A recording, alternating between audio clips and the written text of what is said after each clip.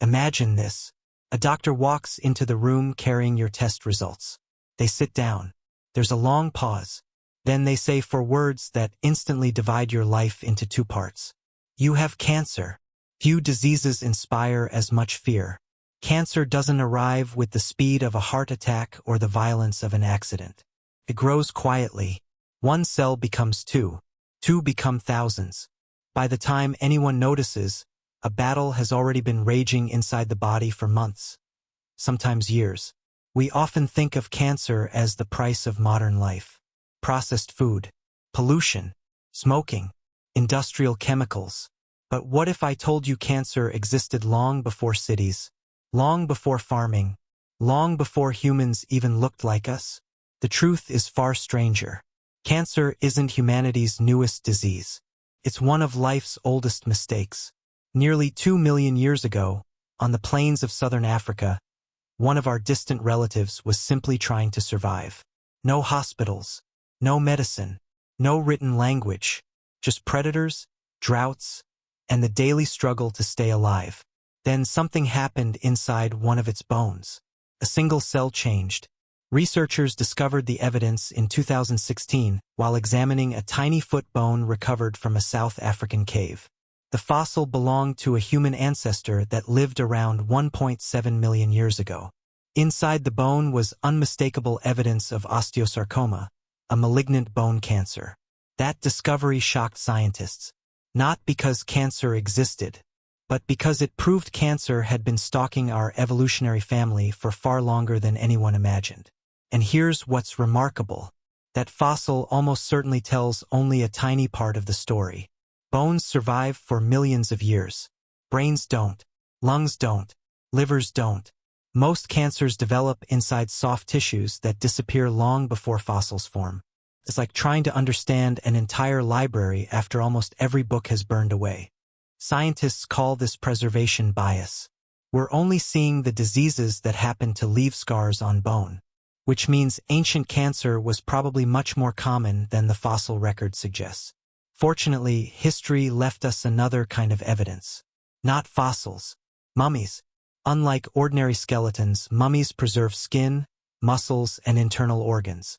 When modern CT scanners looked inside Egyptian mummies, they found something unexpected.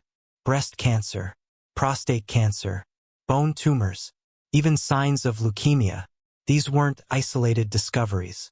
Together they revealed an uncomfortable truth. Ancient people suffered from many of the same cancers we do today. Thousands of years before chemotherapy, thousands of years before microscopes, cancer was already there, waiting, growing, silent. The Egyptians didn't know what caused it, but they recognized it. One of humanity's oldest medical documents, the Edwin Smith Papyrus, describes hard lumps in the breast. After examining the patient, the physician writes something chilling. There is no treatment. Just 4 words. Simple, honest, heartbreaking. For 1,000 years later, they still echo through hospitals around the world. A few centuries later, the Greek physician Hippocrates gave the disease its name. Looking at tumors with swollen veins stretching outward, he thought they resembled a crab. He called them carcinos. The Romans translated it into Latin. Cancer. The same word doctors still use today. But why does cancer exist at all? Why would evolution allow something so destructive? The answer begins with something every living creature must do. Grow. Every second, millions of your cells divide. Each division requires copying more than 3 billion letters of DNA. Imagine retyping the largest encyclopedia on Earth. Perfectly. Trillions of times. Mistakes are inevitable. Most are corrected immediately. Your cells contain repair systems that constantly scan for damage. Your immune system patrols the body, destroying dangerous cells before they become a problem. It's one of the greatest quality control systems nature has ever produced. But perfection doesn't exist. Occasionally, one damaged cell escapes. It divides again, then again. Eventually, it stops obeying the rules that every other cell follows. That's cancer. This means something profound. Cancer isn't an invading organism like bacteria or viruses.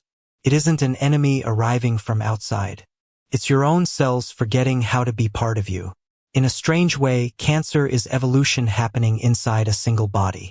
The fastest growing cells survive. The most aggressive cells spread. Natural selection begins operating among your own tissues. The very process that built life can also destroy it. So why does cancer seem far more common today?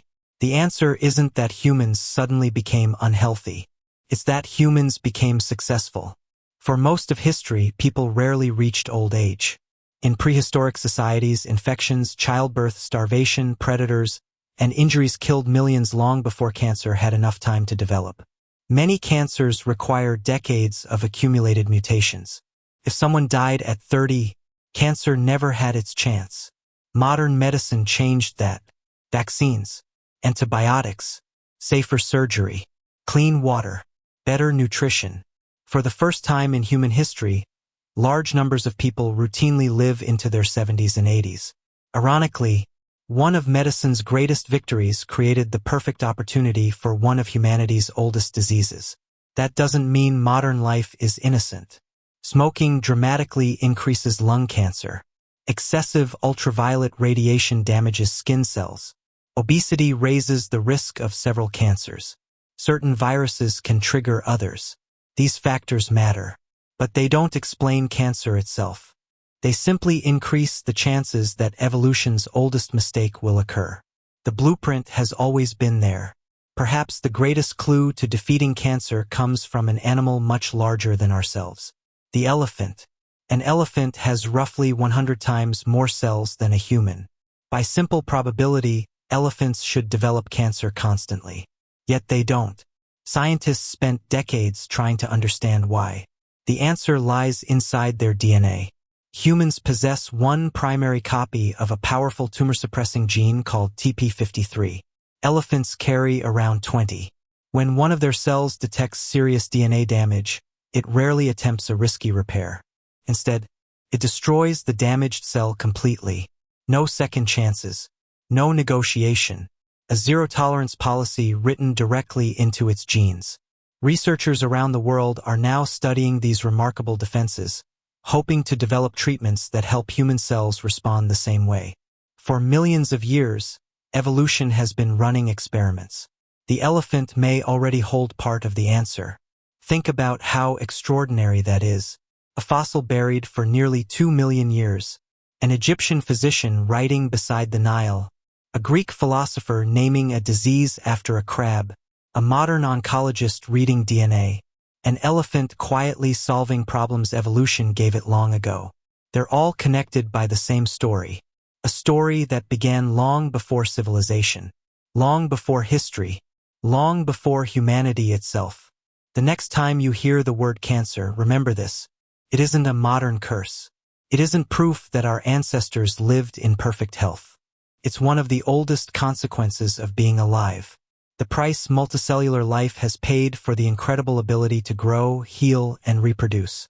For nearly 2 million years, cancer always had the advantage. Our ancestors could only watch. Today, for the first time, that balance is beginning to change. Immunotherapy teaches the immune system to recognize what it once missed. Targeted drugs attack mutations with astonishing precision.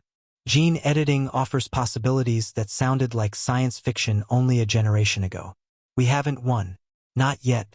But for the first time in our species' history, cancer is no longer fighting an unprepared opponent.